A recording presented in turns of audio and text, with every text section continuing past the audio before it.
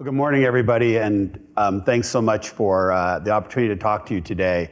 As you probably gathered from that introduction, I'm not part of our CISO's organization, although I work with Brett Arsenault, who probably many of you know, who is our CISO.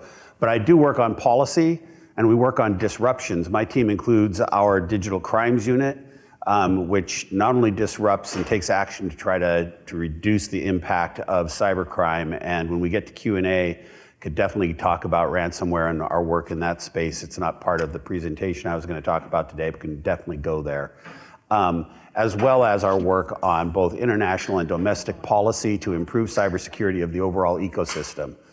I have like one of the best jobs in the world because I get the resources that the company's invested in my organization. I get to work with government officials around the world, with partners in the technology industry and others in the private sector, and do all of that without any obligation to sell anything. So it's really a great job. Before I jump into this, I just wanted to say thanks for the opportunity to talk to you. It's great to follow Jen Easterly. I'm going to come back to that a bit later. But she is a dynamic leader, as you could tell from her presentation.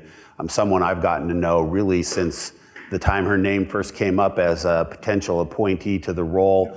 She reached out, and we've had many conversations, and I really think she's a good example of how the government and in this administration is really focused in a significant way on what government can and needs to do to improve cybersecurity.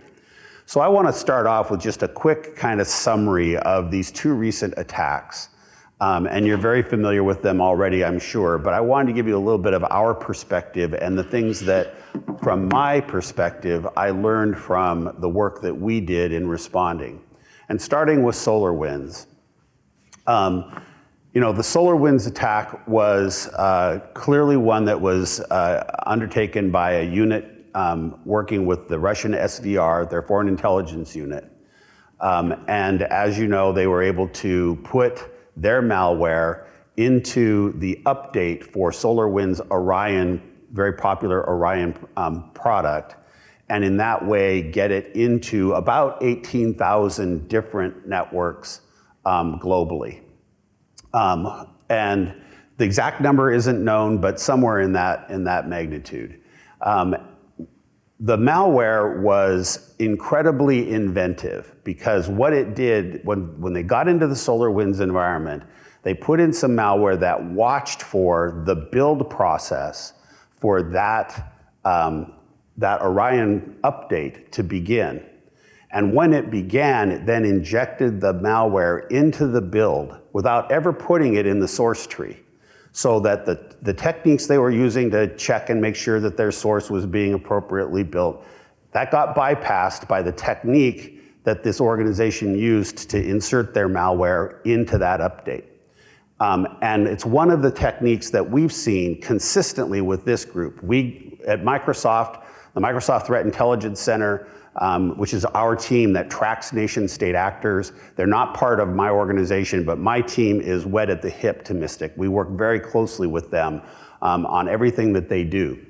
And they track the nation-state actors that we observe using these element names. And they named this group Nobelium because they hadn't seen the same TTPs being deployed by other Russian actors. We still track this organization under this Nobelium term, but we are confident that it's an SVR organization. And so Nobelium has excellent operational security. They showed that in the way they got into SolarWinds, into the Orion update, and then once they got into a network, once their malware became present, the first thing it did was nothing. It just sat dormant for a couple of weeks. And then the next thing it did was it took the backdoor that it had available, it dropped down a more robust package of malware, and it then closed and erased all indications of that initial malware package. And I only mention that because, once again, think about the sophistication of the work that they were doing, not just to get in, but to stay in that network without being detected. And they did many other things once they were in these networks to further that goal. of not being detected. As they worked their way through the networks that they were in, the ones that they were specifically targeting, they tried to make sure that their traffic was hidden in other network traffic, so it was hard to detect what they were doing. They took many steps to hide in these networks. And that's part of the reason why, ultimately, they lived in a number of US government agency networks, examining data, looking at email for anywhere from 3 to 6 months across 10 different civilian agencies. A very significant and successful operation. When one of the SVR leaders was, I don't know if you saw this, but was interviewed on the BBC, and he was asked by the reporter, that this attack had been attributed to the Russian SVR. What did he have to say about that? And he said with a smile, well, he said, I can't take credit for that operation, but it was really some excellent work, wasn't it? And so, they know what they were doing, they're very good, and it's just an example of the sophistication of the adversaries we all have to deal with, and the resources they have. Now, one of the things that's come out of both of these attacks, a number of people have said, and they've said to me as I've talked about this and written about it, they've said, but Tom, this is just espionage as usual. Both of these attacks, SolarWinds and the Hafnium exchange server attacks, they were governments doing espionage work. Why do we get all excited about these two attacks? And I disagree fundamentally with that view for a couple of reasons. In the SolarWinds case and in the exchange server case, both of those attacks were unique in a particular way. They were indiscriminate. As you'll see in both cases, tens of thousands, many thousands at least, of networks were infected, even though the ultimate victims that they were interested in was 100 or less than 100. That they actually then used that backdoor to go look for the espionage information they were after.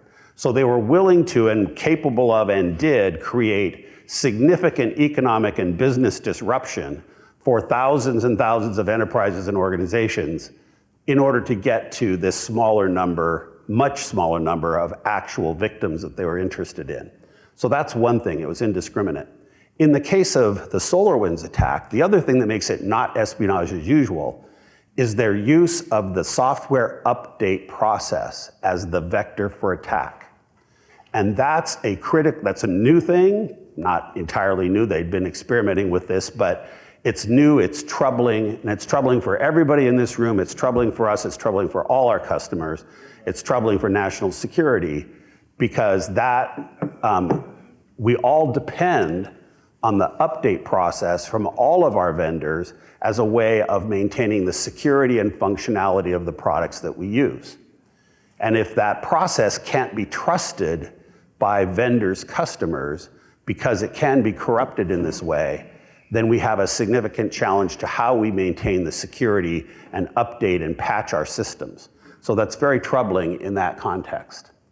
But they absolutely proved that the update process was a vector that could be used successfully to conduct that attack. So let's talk now about the exchange server, the on-premises exchange server attacks from earlier this year.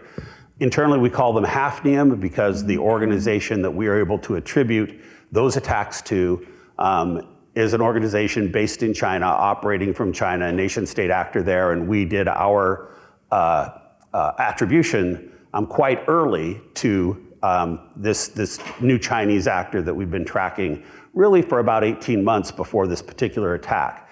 And they typically engaged in very quiet, small volume espionage work. And we watched them as they attacked different espionage targets around the world in different ways. And then we heard that this group had discovered these zero-day vulnerabilities in Exchange Server. We were alerted to that. We started to watch them in February. And we saw them doing the same thing. Just a handful of targets that they were using those vulnerabilities to get into those networks, doing typical nation-state espionage work. Nothing that unusual about it. Troubling from our perspective because there was a zero-day vulnerability that gave them access. The others, you had to be in the network before you could use the other 3 of the 4 zero-day vulnerabilities. So there was one key one that gave them the ability to get into these on-premises Exchange servers. So we worked immediately to patch it. We saw it being used in the wild. That made it a high priority for our security teams to get a patch, and we were targeting getting that patch out on Patch Tuesday. You all know about Patch Tuesday in March, which was March 9th. What happened here that was surprising, odd, and still isn't fully answered is this massive escalation in the use of that vulnerability that then began in late February. About 10 days before our patch was scheduled to go out, we began to see a rapid escalation in the use of that vulnerability to attack on-premises Exchange servers that were exposed to the internet around the world. And that escalation occurred over about a 10-day period, and it got into tens of thousands of on-premise Exchange servers. We don't know the total number, but we know it was many, many thousands, and it was a global effort. It involved every nation-state actor that we track in China. They all mobilized, and dozens of others that we know were operating from China but weren't part of the group that we at Microsoft track as nation-state actors, and which we believe, and we've heard from the US intelligence community, we're probably right, are mercenary actors that the Chinese government often incents to do this kind of work for them. But dozens of actors within China conducted these attacks, used that vulnerability to put web shells in the Exchange servers that they attacked. And there was so much competition among the actors in this process that we actually saw evidence where one Chinese actor would get into an Exchange server, insert a web shell, and then the next one would come in, wipe out the web shell that the prior person had put in, and put in their own web shell. So they were fighting they were competing to get in, and they did this for tens of thousands, even though ultimately, once again, just like in SolarWinds, it was a very small handful of those victims that ever had any secondary activity on their networks, any activity to look at or exfiltrate any email or other data. Very, very few instances where that was ever reported. And so it was a bit of a mystery as to why this was done. Now, I'm gonna come back to this in a little bit, but one of the things that happened is that the White House, with Ann Neuberger, who had become the Deputy National Security Advisor for Cybersecurity, coming over from NSA, she reached out, she formed a voluntary task force of private sector entities together with government entities. It was all done as a voluntary thing. We all came together and started sharing information about what we saw, how many vulnerable Exchange servers there were. The fear was that ransomware attackers were going to take this vulnerability, in particular because it was an Exchange server vulnerability, and use it on a wide-scale ransomware campaign. That never happened. And as we worked to try to find new inventive ways to make it easy for customers to apply the patches necessary to close this vulnerability, and our teams did some great work. We provided packages for all the different versions of Exchange server and all the different statuses depending on who had patched their version of Exchange server. We ultimately did 25 different patch packages for this particular vulnerability, just to make it easy for everybody out in the environment. We also created this one-click tool, so you could both scan for the backdoor and remediate it, and apply a remediation that would reduce your exposure until you had time to apply the patch. We did a lot of work to try to get the environment patched rapidly. But during that time, and as we did that work, we discovered something which later has been confirmed by other researchers, which was this zero-day vulnerability was really hard to use. And it's why we never saw the ransomware community, which is all about return on investment, we never saw them use this vulnerability to any significant extent at all. And it was hard to use because to use it, you had to have as a parameter the actual email address of the Exchange server administrator for that on-premises Exchange server, not generally publicly available information. And there were researchers who built tools to try to scan, LinkedIn and other sources, trying to see if they could build this data set online and try to understand how did the Chinese enable this. And no one was able to do it in any significant way.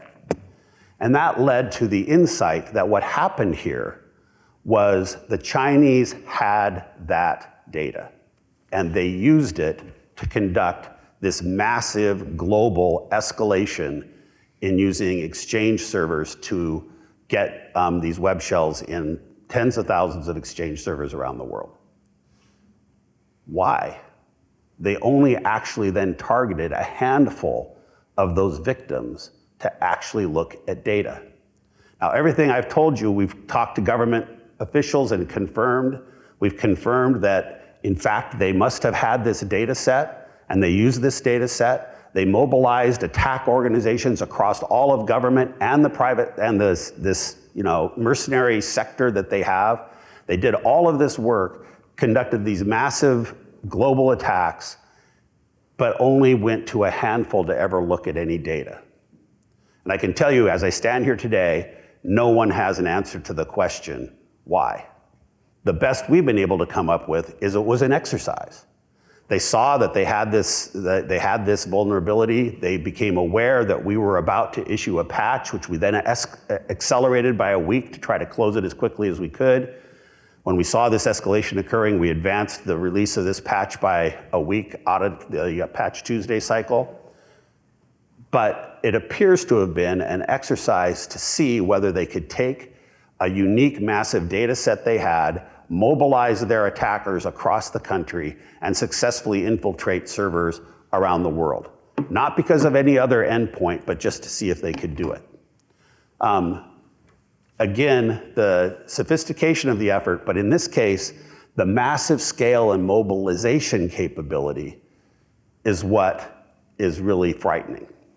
And so that's why I wanted to talk about these two, because both of these are just great examples of why we have so much work to do to build the public-private collaboration that we must have to address this problem, both on the defense side and on how do we reduce and prevent attacks themselves.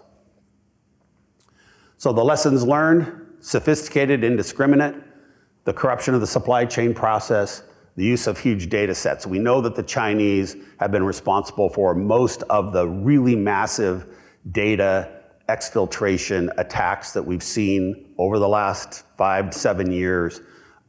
We have no idea how much they are investing in building those data sets. I have in my mind, when you think about the 5 million STEM graduates in China every year, where are all those people working? I have in my mind somehow that there are big warehouses full of terminals and people whose job it is to just go in there and build data sets. Go find this stuff. Go figure it out. Here's your list of all the companies in the world. We want to know who their Exchange server administrator is. Go get it, build that data set. I have no idea if that's happening, but how else did they get this data? And we know they had it because they had to have it to have success. What do we talk about in terms of resilience? This is all familiar to you guys, so I'm not going to spend much time on it. But first of all, most importantly, people need to move to the cloud. You can move to our cloud, you can move to a competitor's cloud. But today, the cloud is inherently more secure, and all cloud vendors are putting their best people, their best resources in how to advance the security of their cloud and how to maintain that security. And as we build better AI and machine learning engines to help us secure our environment, it's going to be to secure our cloud services. That's going to be true of us and our competitors. Over time, the cloud is inherently more secure. Now, it's going to make it a strong target, but we can defend that target. We can keep it patched. We can keep it updated. And so it is necessarily, it's existentially going to have to be as secure as we can possibly make it. And it solves a lot of problems once you overcome, of course, the problems of migrating to the cloud. The other thing, and Jen talked about this too, is the cybersecurity hygiene. And I plan to partner closely with her effort to try to advance the adoption of multi-factor authentication. You may have seen the announcement that at Microsoft, we're now permitting and encouraging our consumers on all our consumer accounts to do away with passwords and use authenticator apps or biometrics as your means of identity. And so we've launched that, and we're gonna push hard. And that process needs to work its way through the entire ecosystem. We need to get rid of passwords.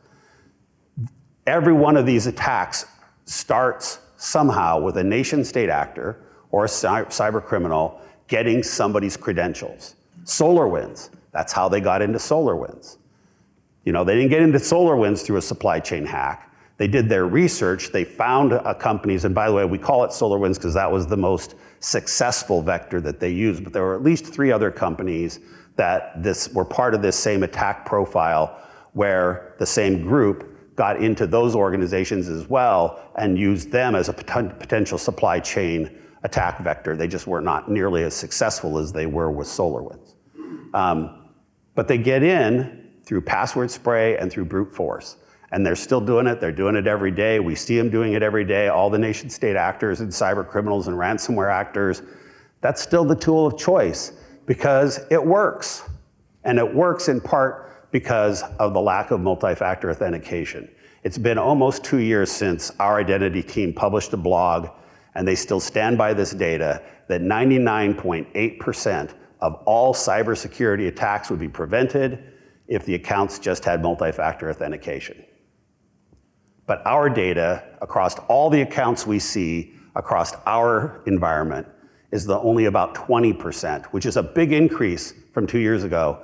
Only about 20% have multi-factor authentication enabled. So I'm gonna make it a personal, I'm talking to my team about this every day, making a personal effort to see what we can do at Microsoft, what we can do working with our customers and with government to advance multi-factor authentication. It's like a public health situation, it really is. It's an awful lot like what we're dealing with vaccination rates. Just imagine how much more secure our environment would be if 80% of all accounts instead of 20% had multi-factor authentication enabled. Now, would the bad guys look for other ways to get in that didn't require the stealing of credentials like that? Of course they would. And then we'll go fight that battle. But just imagine the much greater degree of security, the significantly reduced volume of cybercrime if we had multi-factor authentication enabled across 80% of accounts. The lessons learned. I should pay a little attention to time. I like to get going, and the next thing I know, I'm way over time. But I don't see a clock anywhere handy. I got a watch. How about that? Okay, so how does this relate to public-private partnership? I mentioned that in response to those exchange server attacks, the government encouraged this task force to be formed, and it was voluntary, but it brought together a number of private sector actors, and we got on calls at least a couple times a week to exchange information about what we were seeing in the environment. And even just basic stuff like how many exposed exchange servers were there around the world and in the United States, which Microsoft doesn't know, and so we actually looked at third-party scanning services to get that information. And that was exchanged. And what we were learning, and as we learned and as it was discovered that you needed to have this exchange server, the administrator's name in order to use this attack, that was all exchanged. The other thing is the White House launched a Unified Coordination Group, a UCG. And we may see more of these going forward. It was a very effective way of bringing together a much smaller set of the private sector, including us, in a setting where classified information could be shared. And so we did that as well in that context. And I hope that we see more of that being utilized by government. It was the first time that one of these UCGs, which brings together the various government agencies into a single working group, it was the first time ever that private sector participants were invited to participate in that. We see the executive order and all the work, and Jen talked about that. I won't go into it very much other than to say we are actively working as hard as we can to help make that executive order effective. There are things that need to be addressed and tweaked and definitional issues and a lot of challenges, but ultimately the goals of the executive order are good goals. And across my team and at Microsoft, we're working to make it effective and working with the government agencies as much as we can on what is a positive step forward. And then there's the CISA and its role and the JCDC. It was a bit of a leap of faith. Jen said, I'm forming this thing called the JCDC. We want you guys to join and be a member, one of our initial members. And I said, well, what is it? And she said, well, it's the Joint Defense Collaborative. And there wasn't that much of a vision in the early days. And they're still really formulating the vision. They're working right now on the governance provisions for the JCDC. But you heard Jen talk about her vision for it, and it could be, if it's effective, a real significant step forward in the public-private exchange of information and coordination and getting all government agencies.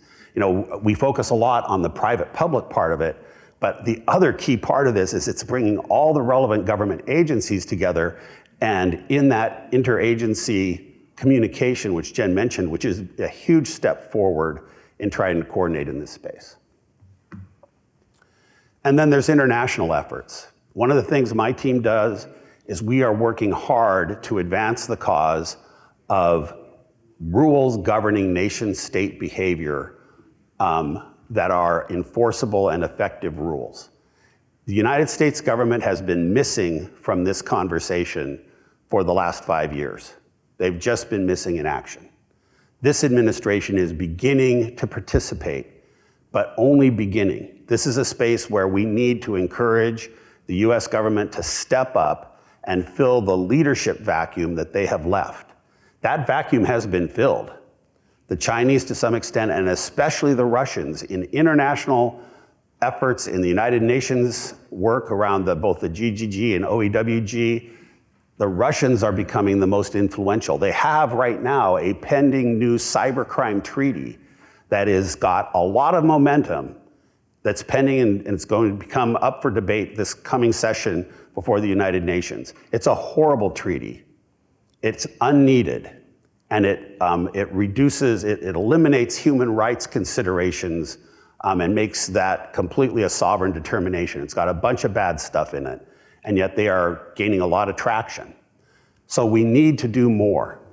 The Paris Call has been a significant step forward, with almost 80 countries around the world have endorsed the Paris Call principles. 4 of the 5 I governments, the only one that hasn't is the United States. We're working to get that changed. And Microsoft works constantly with the Paris Call organizers to advance the working groups that have done significant work to advance each of those principles. We worked with the Canadian government on a monograph on how to protect against election, how to maintain election security. And we're just launching an effort with the Czech government, ourselves, the Cyber Peace Institute, and some help from the ICRC on how to better defend the cybersecurity of the healthcare sector. I think I'm getting tight on time, and I want to have time for some questions and answers.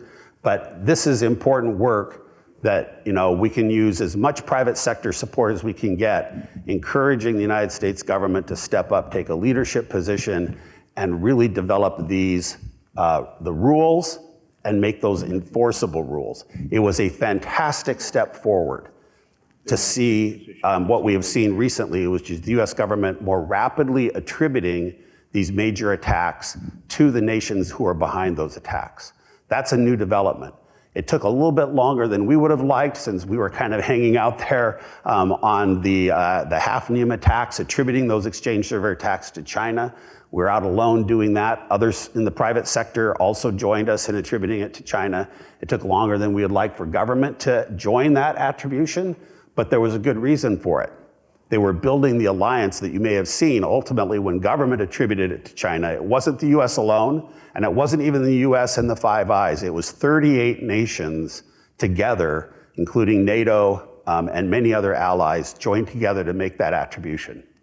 That's an important step forward. We need to see more of that, and then we need to see sanctions imposed for violations of international norms of conduct.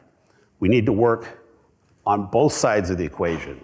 We need to improve our defense and resiliency, and we need to reduce frequency by making this harder. And that applies in the cybercrime world as well, where we're doing a bunch of work. But I'm going to end there and open up for questions. So who would like to start out with the questioning period?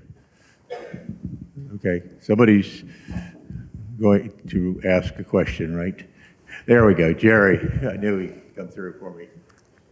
I got one. First of all, I share your passion on eliminating passwords, definitely, and thanks for your efforts on that and Microsoft's leadership in that direction. I just got to ask a tech question, but I promise it's more than just nerding out on it.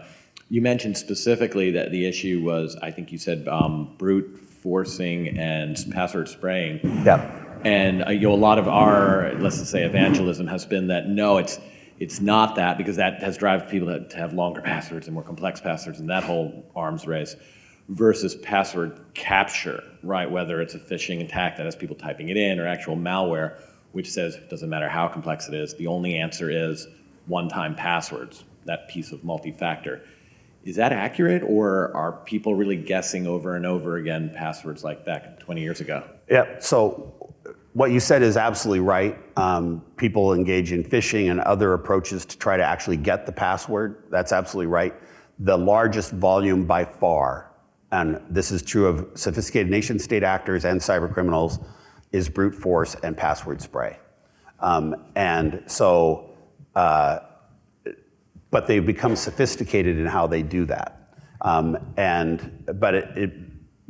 the bottom line, and the same blog that announces the data that says 99.8% of all attacks would be prevented if we had multi-factor authentication. The basic title of that is Your Password Doesn't Matter. And the leader of our identity team there goes through all the reasons why your password actually doesn't matter because of the way these attacks occur. So it's a great blog. I think it's called Your Password Doesn't Matter, where the two S's in password are dollar signs. I think that's the name of the blog. You can find it pretty easily. But the bottom line is it's all of the above. The big volume is in password spray and brute force because it works. And so yes, if you are going to stay in a password-driven environment, then having complex passwords is a good thing. But the reality is it doesn't matter. They're going to get in. And so you need to go to MFA and ultimately get rid of passwords. I had a quick question. Sure. First of all, really, really appreciated all of the amazing information Microsoft provided during the SolarWinds. I read your research page like multiple times a day. But the second part of my question isn't as complimentary. So what is Microsoft doing to actually prevent these vulnerabilities in your systems? Because it's not just the legacy systems. There are enough vulnerabilities in Azure, just this year. So I'd love to hear about that side of the equation. Yeah, I'd say, so a couple things. One is, we talk a lot about the billions of dollars we invest in cybersecurity every year, and I lose track of what the current number is, but it's multiple billions a year. Most of that is spent on the engineering processes that we use to engineer our products and services in the most secure way. My team used to include, for a number of years, I had the team that was responsible for the maintenance of our SDL system, our secure development lifecycle. The set of engineering rules that we have that every engineer is required to follow to develop code in a secure way. And that has been, since the time that we began seeing these kinds of attacks, SDL has become, I think, an industry standard as the best approach to doing your software development to reduce attacks. And we constantly reevaluate the SDL rules because the attack vectors, the approaches the adversaries are taking change. So we always, every time there's a new attack, we look at SDL and say, if our SDL processes had been followed, would this attack have been successful? Would this vulnerability have been created? And if the answer is yes, then we need to change SDL. If the answer is no, that means something else happened. And one of the things we've done is we've built an automated tool set that actually builds a whole bunch of rules that apply in an automated way to all the work all the engineers are doing, and to discover any security issues and then create those as part of the bug list. And so the engineer doesn't even have to think about it. They just go and clear the bugs until they've engineered the product. So there's a lot of investment across the company in how do we build these products to be as secure as possible. The reality, though, as you know, is these things are immensely complex engineering exercises. And it's software, which means ultimately that it can be changed, it can be interfered with. And so we continue to work to make our products and services as secure as we possibly can, and I think we've made great strides in that direction.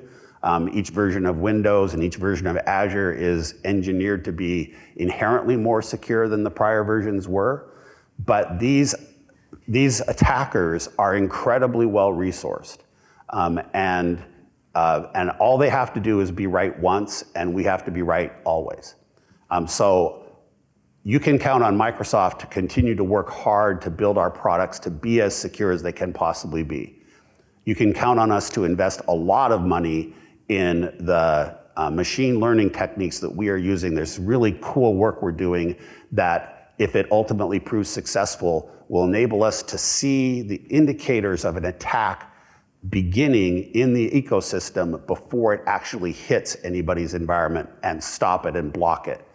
Using AI that looks for these patterns of anomalous conduct in the 8 trillion signals that come into our ecosystem every day. So we're working on building those things to make everything more secure.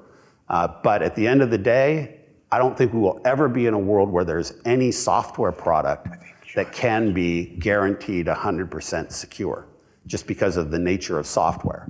And so that means we do need to work on all these other things, which is how do we maintain the greatest resilience and how do we reduce the volume of attacks? So Tom, I think we have time for one more question. Sean Coughlin. Good morning, Tom, and thanks for your time today. Sure. I have a two-part question. First, on the identity topic, what's your view on machine identities and the explosion of that, which may become more critical than just user identities? And taking that and building off of that, when we think about SolarWinds and our complex ecosystems, if we have to depend on the software development life cycles of all of our partners, what are your thoughts on the identity piece where if, for example, the SolarWinds service account was restricted and you limited what it could do and can only do a specific function and not access critical files in the ecosystem? I'd love to hear your thoughts and if Microsoft is thinking about how service accounts manifest themselves in infrastructure and environments. So I think it's a really good question, and I wish I could give you a better answer than I can because I'm not an expert in that.